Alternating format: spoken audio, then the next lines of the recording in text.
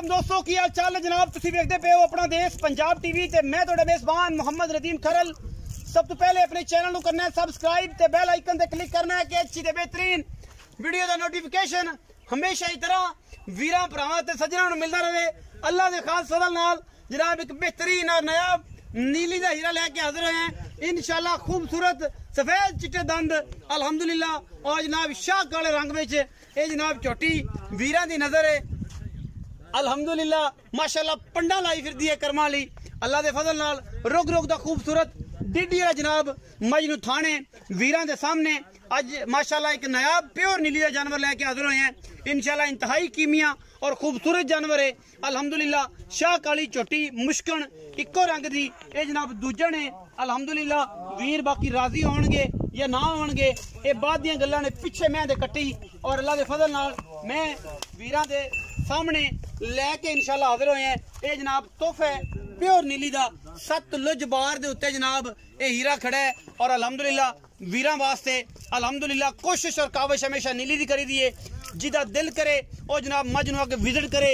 सतलुज दरिया दे बिल्कुल जनाब उत्ते आखिरी ढारी है ये जनाब छोटी शाह काली मुश्कन सिर कतरी कतरी खूबसूरत थान पंडा का मैनू हवाना मैनू बरीकियां पूरियां खानदानी पूरी नस्ली पूरी अल्लाह दे खास फजल करम दे नाल माशाल्लाह वीर राजी होवणगे और जनाब गली बाती नहीं कम करके मैनू कद बहुत खूबसूरती हड्डियां टाकां नस्लों जातों बरीकियां मैं दियां वीरां दे सामने ने। थाना मैनू पूरा डिड्डी वाला रुग रुग दा खूबसूरत लगे हुआ है हल्की जी फाड़ है बाकी मैं हर पासों पूरी है इंतहाई आला तरीन जानवर प्योर नीली दे विच वीरां वास्ते लेके हाजिर होए हैं। मैं तो गिट गिट पशम है सिर्फ पुछल दा सिट्टा हल्का चिट्टा है मत्थे दे 35 कवाल चिट्टे ने।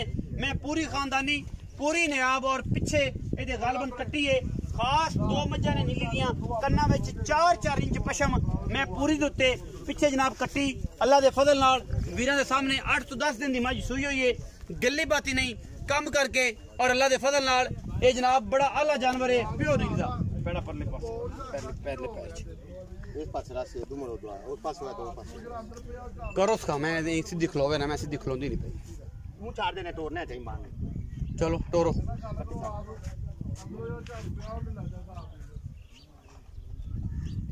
माशाल्लाह माशाल्लाह अल्लाह दे फजल नाल बड़ा खूबसूरत जानवर आई नहीं बड़ा खूबसूरत जानवर और आला तरीन नस्ल दा प्योर नीली दे विच पंडा दे मैनू हवाने माशाल्लाह।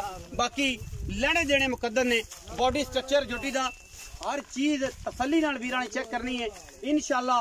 एडे खूबसूरत और बरीक और इन्हां दिनां दे विच एडे माकूल मुल्लां दे विच इंशाल्लाह कोई वीर भी अल्लाह दे फजल नाल तुहानू जानवर नहीं दिखाएगा।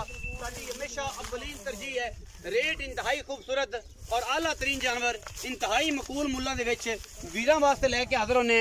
मैं हल्की थणा दे बड़ लई फिरदी है बाकी मैं चौवन पीवन और माशाल्लाह मैनू खूबसूरतियां हजारां मई दे विचों एक अद्धी मैनू ये जी होंदियां ने।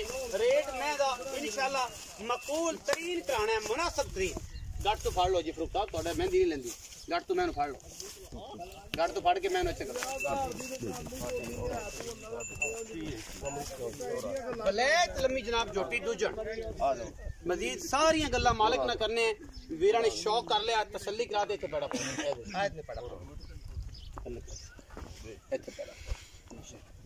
परले पैर चलो ठीक है सवाल कर बन जांदे माशाल्लाह अल्लाह दे फजल नाल खूबसूरत और नायाब चीज है वीर राजी होवणगे।